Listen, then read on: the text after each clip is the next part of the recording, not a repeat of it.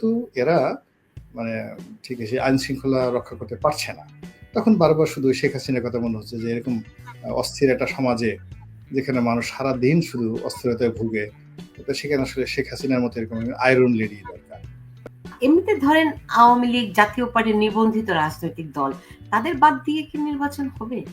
এখন এখানে আসলে আওয়ামী লীগ জাতীয় পার্টি দাঁড়াতেই পারতো না বাংলাদেশ, আগামী নামগন্ধই থাকতো না যদি এখন যারা আছেন তারা শতভাগ সফল হতেন। এখন এনসিপির বিরুদ্ধে বা উপদেষ্টাদের বিরুদ্ধে যে অযোগ্যতার অভিযোগ আসছে, দুর্নীতির অভিযোগ আসছে, তারপরে তাদের যে সকল কনফ্লিক্ট অফ ইন্টারেস্ট আসছে, তাদের যে সকল ব্যর্থতার অভিযোগ আসছে, এই জিনিসগুলো যদি না হতো তারা যদি জাস্ট জনগণের এক্সপেকটেশন অনুযায়ী খালি আইন শৃঙ্খলাটা সুন্দরভাবে রক্ষা করতে পারতেন আর সবকিছু ম্যানেজ করতে পারতেন পলিটিক্যালি, তাহলে হয়তো জামাত জাতীয় পার্টির নামও কেউ নিত, জামাত আর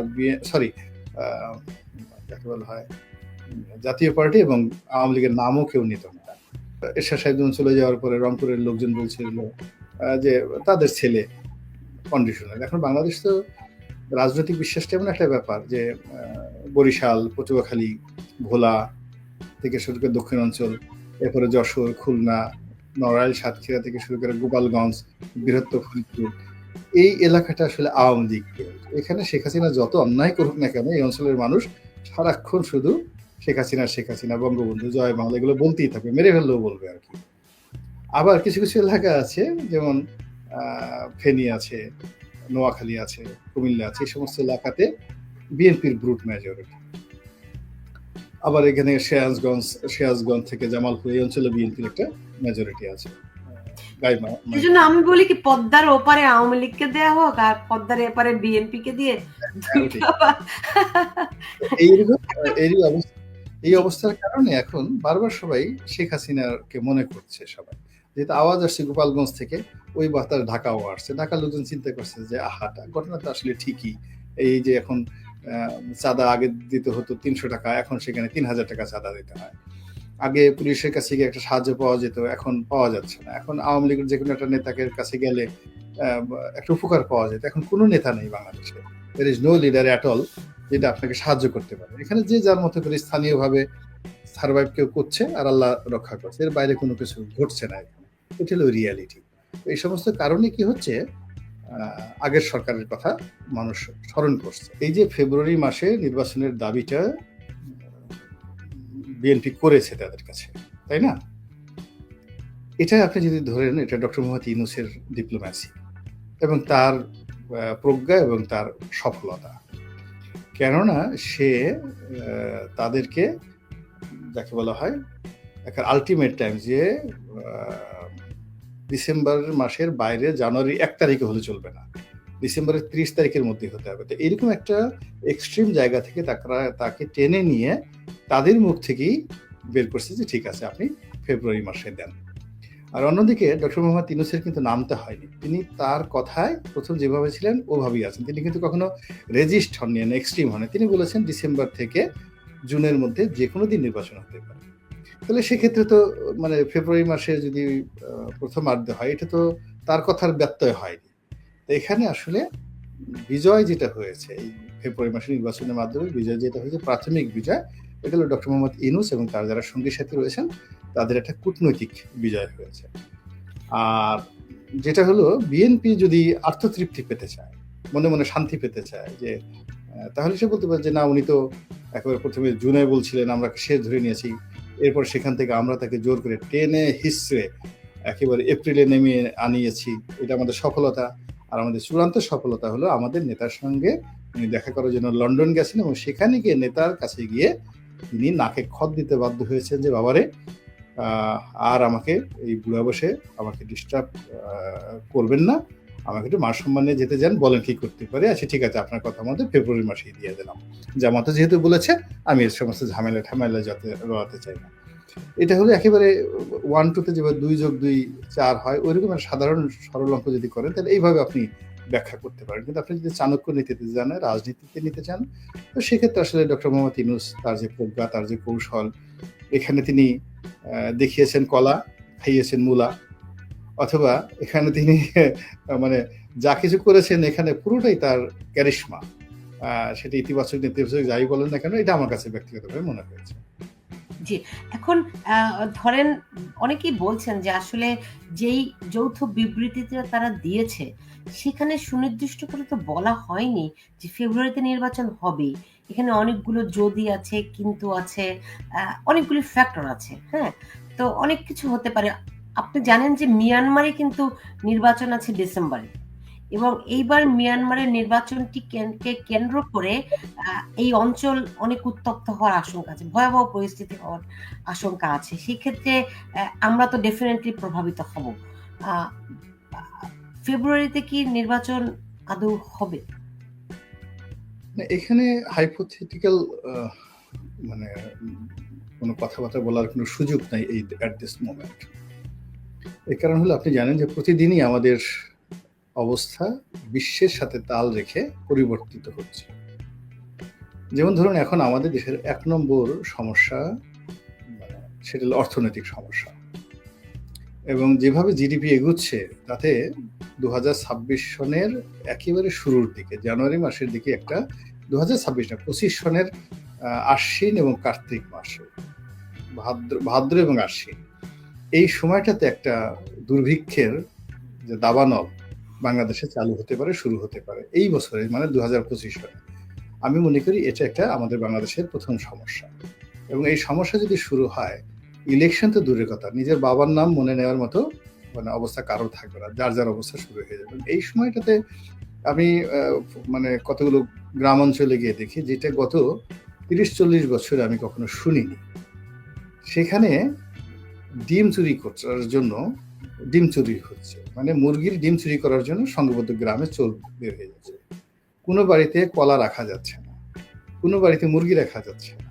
এরকম ছোট ছোট যে সিসকে চুরি, এটা এমন পর্যায়ে চলে গেছে, এবং এটার জন্য পুলিশের জীবন হারাম হয়ে গেছে। তারপর শেষে সেই চোরেরা টর্চ লাইট নিয়ে গিয়ে বিভিন্ন যারা গৃহবধূ একসাথে চুরি ডাকাতি দুটো করছে, যেখানে পাচ্ছে চাকু ধরে কানের দুল, কানের ইয়েটা খুলে নিয়ে যাচ্ছে।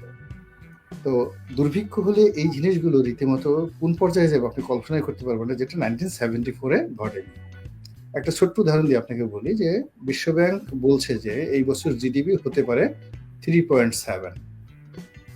তো 3.7 ধরেন আমি 3.3 থেকে 4-এর মধ্যে জিডিপি রইল। আমরা যখন 1974-এর জিডিপির কথা যদি ধরি, যখন দুর্ভিক্ষ চলছিল বাংলাদেশে, এবং সেই দুর্ভিক্ষে বলা হয় যে প্রায় 2 মিলিয়ন, 20 লাখ লোক মারা গেছে, ঠিক সেই সময়টাতে 6.5% ছিল জিডিপি। তো 6.5%, এবং ওই সময়টাতে কর্মহীন হয়নি। এখন বিশ্বব্যাংকের হিসাব অনুযায়ী দেখেন, আগে সে 74-এর তুলনায় অর্ধেক জিডিপি, গত 10 মাসে 3 লাখ লোক অতি দরিদ্র হয়ে গেছে। আর 30 লাখ লোক অতি দরিদ্র হয়ে গেছে, মানে যারা দরিদ্র ছিল তারা একেবারে ছিন্নমূল হয়ে গেছে। এবং এর বেশিরভাগ নারী যারা নারী কর্মজীবী ছিলেন, এবং আরো প্রায় 28 লাখ লোক, মানে বিশ্বব্যাংকের হিসেবে, সরকার হিসেবে তারা চাকরিচ্যুত হয়েছে। So it is a prime problem. তার সঙ্গে আবার দেখেন এখানে যে করোনা হিট করে ফেলেছে, আবার এই যে শুরু হলো অপ্রত্যাশিত ইরান এবং যাকে বলে ইসরায়েল যুদ্ধ। এবং এই ইরান ইসরায়েল যুদ্ধ, তারপরে আপনি আবার যেটা বললেন যে সামনে আবার মায়ানমারের যে পরিবেশ পরিস্থিতি, ফলে বাংলাদেশের এই যে রাজনৈতিক অবস্থা সবকিছু নির্ভর করছে অর্থনীতির উপর, বৈশ্বিক পরিস্থিতির উপর। এখানে সবকিছু এখন ইচ্ছা করলে তারেক রহমান সাহেব, ইচ্ছা করলে জামাত বা ইচ্ছা করলে ইনু সাহেবের উপরে নির্ভর করবে না আগামী দিনগুলোতে। It is the reality. তাহলে এখন কি আপনার কি মনে হয় যে ডক্টর ইউনূস তিনি আগামী যে নির্বাচনের কথা বলেছেন, এটা কি একটা জাতীয় সরকারের দিকে অগ্রসর হচ্ছে? এটা বলা যাচ্ছে না। আমি আপনাকে একটা কথা বলি, যখন সাবেক প্রধানমন্ত্রী শেখ হাসিনা ছিলেন, আমি সে 14-15 সন থেকে বলে আসা শুরু করেছি যে শেখ হাসিনাকে যেতে হবে টুডে অর টুমরো, এবং খুবই অবমাননাকরভাবে তাকে যেতে হবে। দিন যত যাবে অবমাননা এবং অস্বস্তির পরিমাণটা তার বাড়তে থাকবে। দ্বিতীয় যে কথাটি বলতাম যে কন্টিনিউয়াসলি, যে উনি যাওয়ার পরে ওনার চেয়ে খারাপ লোক আসবে, ওনার চেয়ে খারাপ পরিস্থিতি তৈরি হবে, তবু ওনাকে যেতে হবে, বিকজ এই সমস্যাটা সে তৈরি করে ফেলেছে। আবার এখন আমাদের বাংলাদেশে যে সমস্যা আছে, সেখানে ডক্টর মোহাম্মদ ইউনূস যদি চলে যান, সমস্যাটা শেষ হবে না, বরং সমস্যাটা শুরু হবে। সেখানে সেনাবাহিনী আসুক, নির্বাচিত সরকার আসুক, বিএনপি আসুক, জামাত আসুক, এনসিপি আসুক, সেই সরকারের জন্য আসলে ৬ মাস থেকে ১ বছরের বেশি সরকার চালানো সম্ভব হবে না। তখন আবার এখন অনেকেই বলবে যে, এই যে এখন যেমন শেখ হাসিনার কথা বলছে, তখন অনেকে বলবে যে, এই ইনূস সাহেবই ভালো ছিল।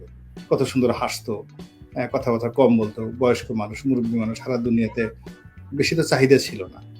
একটু বিদেশে যাইতো, আর বিদেশি সংবাদ মাধ্যমের সাথে একটু সাক্ষাৎকার দিত, আর একটু হাসতো। এর বাইরে তো আর তেমন কোনো সমস্যা ছিল না। কি দরকার ছিল আমরা, সে তো কাউকে গালাগালি, সে তো শেখ হাসিনার মতো কাউকে গালাগালি করছে না, হুমকি ধামকি দিচ্ছে না।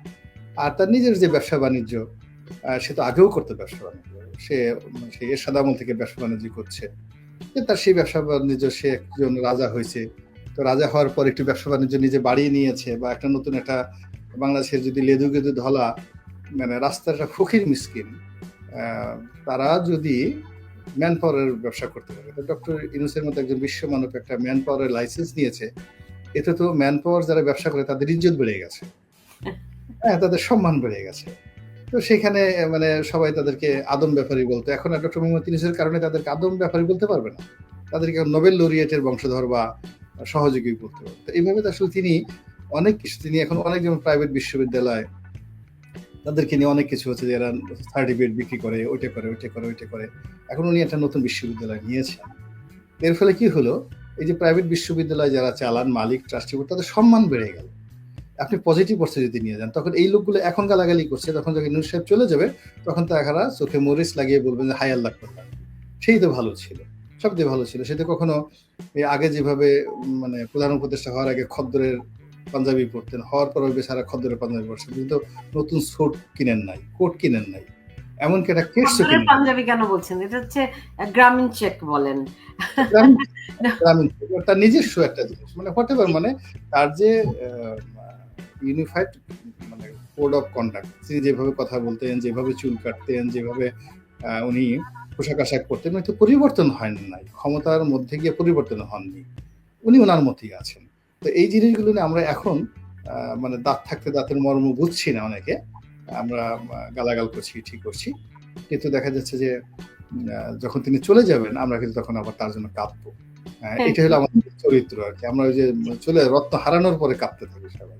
জি, আমার একটু বলেন তো, আপনি কয়েকদিন আগে দেখলাম যে সাবেক রাষ্ট্রপতি আব্দুল হামিদের কথা বলছিলেন, যে তিনি বলছেন যে আওয়ামী লীগ অনেক ভুল ভ্রান্তি করে গেছে, যেগুলির ফল তাদেরকে ভোগ করতে, আওয়ামী লীগকে ভোগ করতে হয়েছে।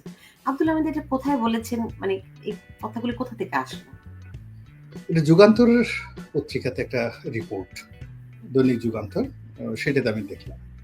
এখন এটা অনেক সময় বাংলাদেশের মানে এটা মিথ্যাও হতে পারে, হতে পারে। এখন হলো ইন্টারনেটে অনেক কিছুই হয়, ইন্টারনেটে হয়। তো যার জন্য আমি আসলে আপনার এই প্রশ্ন করার পরে আমার মনে হলো যে আমি কোথা থেকে পেয়েছি। আমি আসলে যুগান্তর থেকে পেয়েছি। কিন্তু যেটা হলো কাউন্টার চেক করে এটা আমার বলা উচিত ছিল। কিন্তু আমি এটা ইচ্ছে করেই বলিনি, বা কাউন্টার চেক করিনি। কারণ আসলে যে কথাটা বলেছেন, ওটা আমারও মনের কথা। মানে আমি মনে করি যে আসলে আওয়ামী লীগের এইভাবেই, মানে আব্দুল হামিদ যেটা বলেছেন, এটা স্বয়ং শেখ হাসিনারও বলা উচিত। তো যেহেতু আমি আব্দুল হামিদ সাহেবের এরকম একটা রেফারেন্স পেয়েছি, ওই সুযোগের উপর দিয়ে আমি এই কথাটা বলে দিয়েছি যে আমি আসলে চাচ্ছি যে আওয়ামী লীগের মধ্যে একটা রিকনসিলিয়েশন হোক। আর এই হলো অবস্থা, আর কিছু না। জি।